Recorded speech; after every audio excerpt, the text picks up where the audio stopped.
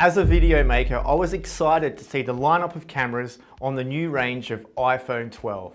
As usual, the entry-level model comes with modest features compared to that of the top of the range model.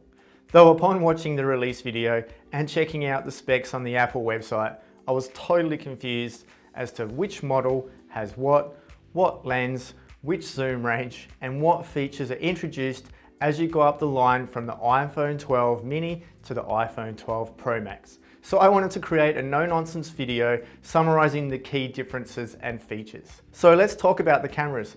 First, anytime you're wanting to make a deliberate effort with making a video on your phone, you should be using your rear-facing camera, as the quality is always far better than that of the front-facing camera. So for the purposes of keeping this video short, I'm going to disregard the front-facing camera altogether and we'll focus in on just the rear set of cameras. Haha, focus. Besides, the front-facing camera is exactly the same on all four models and has some nice upgrades from the iPhone 11, I might add, including deep fusion across them all. The iPhone 12 and iPhone 12 mini both sport the exact same camera specs, so from here on I will just refer to it as the iPhone 12.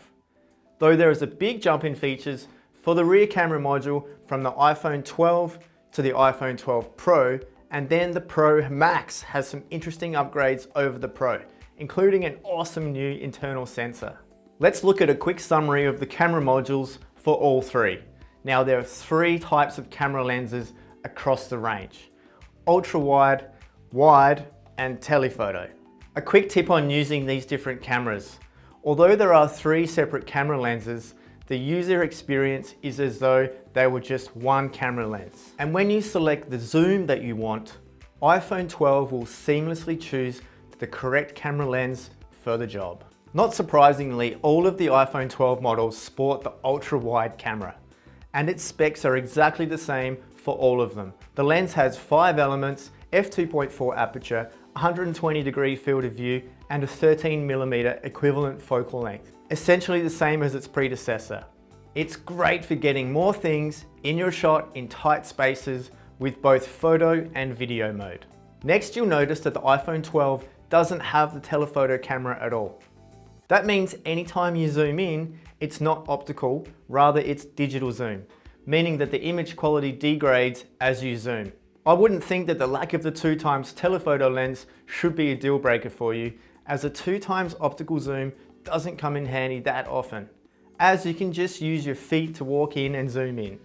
Failing that, just crop your image afterwards, or as a last resort, zoom in a fraction using the digital zoom.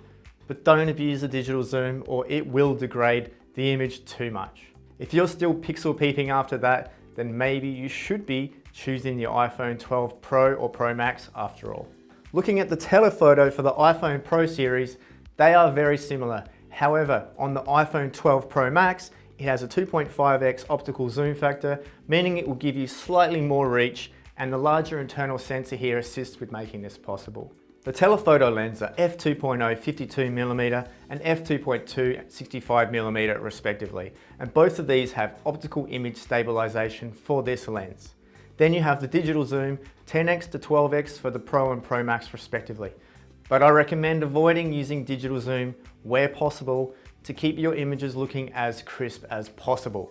Down the bottom there, you'll notice that the iPhone 12 does not come with the LidAR scanner. I'll come back to this feature shortly, but essentially it means you're going to miss out on better photography at night or in low light. Though its low light performance is a big improvement from its predecessor. Now, moving on to the wide camera. This is the workhorse camera for all of the phones in the lineup and the one which you'll be doing most of your shooting on. And from what I can tell, the actual wide camera lens is the same for all three phones with 7 elements, f1.6 aperture and a 26mm focal length, and utilizing deep fusion. Oh, by the way, deep fusion is Apple's technology for blending multiple frames together to make one image. But anyway, it's the way in which the camera uses this wide lens that sets the lineup apart. This is where I come back to the LidAR scanner. The LidAR scanner is essentially a light sensing piece of technology. What this means for you is when you're taking photos, it unlocks the ability to use portrait mode at nighttime. This will give you those beautiful blurred out backgrounds, giving a nice professional touch in super low light. The LidAR scanner also gives you up to 6 times faster and more accurate autofocus at nighttime, which is also a great feature. It seems that the LidAR scanner doesn't actually add any functionality when shooting in video mode, but overall, the LidAR scanner is a massive win for photographers. Now let's talk about the camera sensor itself, as this sees the most exciting upgrade for serious photographers and videographers alike.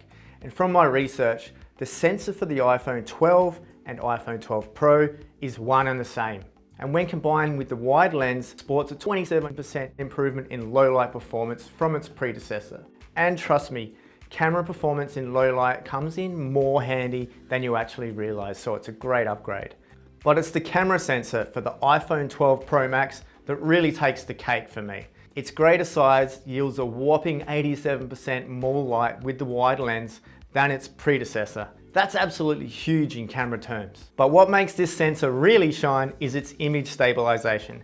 Now for the iPhone 12 and the iPhone 12 Pro, they use standard optical image stabilization technology.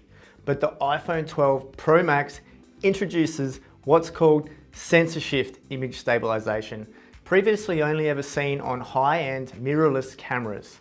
This will make it more effective in reducing camera shake compared to optical image stabilization only smartphones when shooting photos and, more importantly, video. Think smooth video for walking or running shots, or even mounted to a car on a bumpy road whilst filming horses. More on video recording. You've still got 4K and 1080p at up to 60 frames per second across the range, so no change there.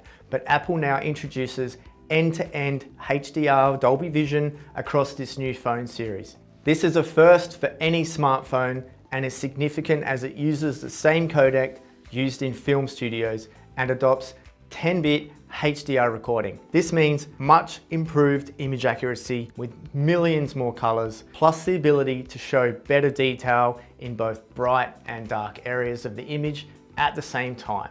The iPhone 12 Pro is capable of Dolby Vision at up to 30 frames per second, where the Pro and Pro Max are capable of it at 60 frames per second. Everything else regarding video mode seems to be the same across the range, with the exception of sensor shift stabilization, which I already covered. Back to photography for a moment.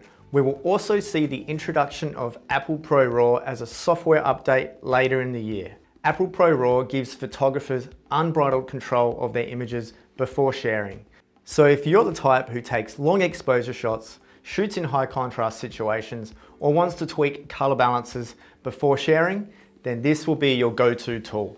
But if you are what we like to call a pixel peeper or a pro photographer, you'll need to choose the iPhone 12 Pro or Pro Max, as this feature won't be available in the iPhone 12 flavor. I hope that helps you decide which phone is going to be the best for you. Obviously, there's a bunch of other things to consider before you work out which iPhone 12 is best for you. I personally will be going for the iPhone 12 Pro Max. Gotta have the best.